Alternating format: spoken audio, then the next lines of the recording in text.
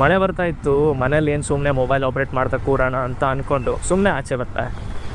ಆಚೆ ಬಂದಮೇಲೆ ಕೆಲವು ವಿಚಾರಗಳನ್ನು ನೋಡಿ ನಾನಿನ್ನೂ ಎಫರ್ಟ್ ಹಾಕಬೇಕು. ಇವಾಗಲೇ ಎಷ್ಟಾಗುತ್ತೆ ಅಷ್ಟು ಟಫ್ ರೋಡ್ಗಳನ್ನು ನಾನು ತೊಗೋಬೇಕು, ಈಸಿ ರೋಡ್ಗಳನ್ನು ಚೂಸ್ ಮಾಡೋದು ಬೇಡ ಅಂತ ಅನ್ನಿಸ್ತು. ಏನಂದರೆ ಕೆಲವು ಜನಕ್ಕೆ ಆಪ್ಷನ್ ಇದೆ, ಕಾರಲ್ಲಿ ಹೋಗೋ ಆಪ್ಷನ್ನು, ಇನ್ನು ಕೆಲವು ಜನಕ್ಕೆ ಮಳೆ ಬಂದರೆ ಮನೇಲಿ ಕೂತ್ಕೊಳ್ಳೋ ಆಪ್ಷನ್ನು ಇದೆ. ಬಟ್ ಇನ್ನು ಕೆಲವು ಜನಕ್ಕೆ ಆಪ್ಷನ್ನೇ ಇಲ್ಲ. ಮಳೆ ಇರಲಿ, ಬಿಸಿಲಿರಲಿ, ಚಳಿ ಇರಲಿ, ಏನೇ ಇರಲಿ, ಅವರು ಅಡ್ಡಾಡಲೇಬೇಕು, ಅವ್ರ ಡ್ಯೂಟಿನ ಫಾಲೋ ಮಾಡಲೇಬೇಕು. ಲೈಕ್ ಝೊಮ್ಯಾಟೊ ಡೆಲಿವರಿ ಮಾಡೋರು, ಸ್ವಿಗ್ಗಿ ಅವರು, ನಾನು ನೋಡ್ತಾ ಇದ್ದೆ ಮಳೆ ಸಿಕ್ಕಾಪಟ್ಟೆ ಸ್ಪೀಡಾಗಿ ಬರ್ತಾಯಿದೆ, ಆದರೂ ಕೂಡ ಅವರು ಕೂಡ ಸ್ಪೀಡಾಗೇ ಹೋಗ್ತಾಯಿದ್ದಾರೆ. ಅಂದರೆ ಬೇಗ ರೀಚ್ ಆಗಲಿಲ್ಲ ಅಂತ ಅಂದರೆ ಹೋಟೆಲ್ ಓನರ್ಸು, ಕಸ್ಟಮರ್ಸು ಕಿರ್ಚಾಡ್ತಾರೆ, ಕಿಕ್ಕಿಟ್ ಮಾಡ್ತಾರೆ ಅಂತ.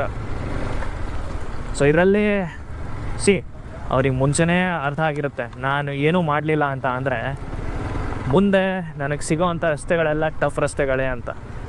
ಬಟ್ ಆದರೂ ಕೂಡ ಅವರು ಅದ್ರ ಬಗ್ಗೆ ಸೀರಿಯಸ್ನೆಸ್ ಇಲ್ಲದೆ ಇರಲಿ ಬಿಡು, ಮುಂದೆ ನೋಡಿದ್ರಾಯ್ತು ಅಂತ ಬಿಟ್ಟಿರ್ತಾರೆ. ಅದಕ್ಕೆ ಈ ರೀತಿ ಸಿಚುವೇಶನ್ ಬಂದಿರುತ್ತೆ ಅವ್ರಿಗೆ. ಮುಂದೆ ಟಫ್ ರೋಡ್ ಬಂದ್ರೂ ಈಸಿಯಾಗಿ ಸಾಲ್ವ್ ಆಗಬೇಕು ಅಂತ ಅಂದರೆ ಇವಾಗ ಟಫ್ ರೋಡನ್ನು ಹಿಡ್ಕೋಬೇಕು.